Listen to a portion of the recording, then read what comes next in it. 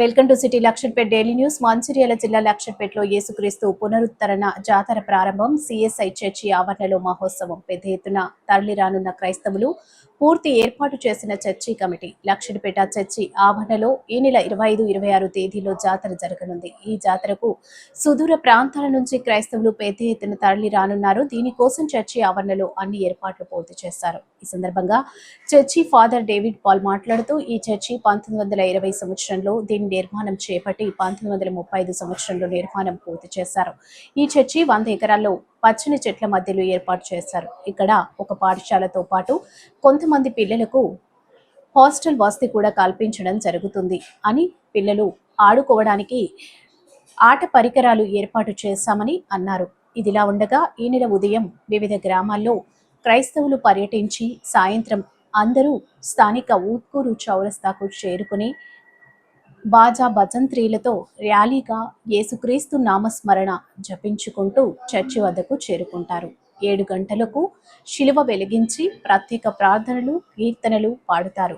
అదేవిధంగా 26వ తేదీ ఉదయం నుండి చర్చిలో కీర్తనలు పాడుకుంటూ సాయంత్రం వరకు వివిధ సాంస్కృతిక కార్యక్రమాలు జరుగుతున్నాయని తెలిపారు.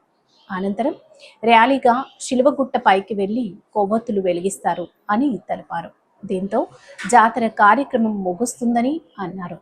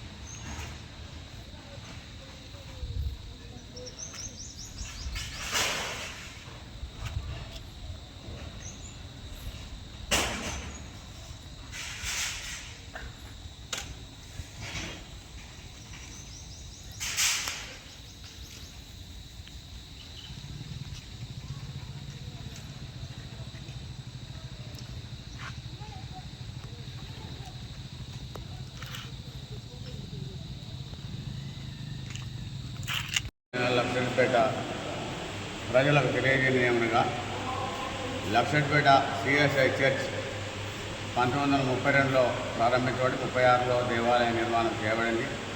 ఆనాటి నుండి కూడా ఈనాటి వరకు ప్రతి సంవత్సరం క్రీస్తు పునరుత్థాన మహోత్సవ జాతర ప్రతి సంవత్సరం దాదాపు 50 గ్రామాల ప్రజలు ఇక్కడికి విచ్చేసి తండోపతండాలుగా కొన్ని వేల మంది జనం ఇక్కడ దేవుని దర్శనం చేసుకొని దేవుని ఆశీర్వాదాలు పొందుకొని అటు సమయంలో వచ్చినటువంటి బిడ్డలందరికీ అనుకూలంగా ఉండడానికి చర్చి కమిటీ మెంబర్స్ అనేక విధములైనటువంటి ఏర్పాట్లను ఏ ప్రజలకు ఎటువంటి లోటు కలగకుండా వారి యొక్క నీరు కానీ ఆహార విషయాలు కానీ అన్ని విధమైన ఏర్పాట్లను కమిటీ సభ్యులు సక్రమంగా జరిపించడం ఆనవాయితీ.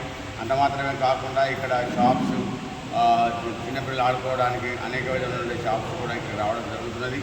మరి ఇప్పుడు ప్రతి సంవత్సరం ఏప్రిల్ నెల 25, 26వ తారీఖుల ఈ యొక్క జాతర ఏర్పాటు చేయడం అనేది ప్రతి సంవత్సరం ఇదే తారీఖులో ఈ జాతర చేయబడుతున్నది.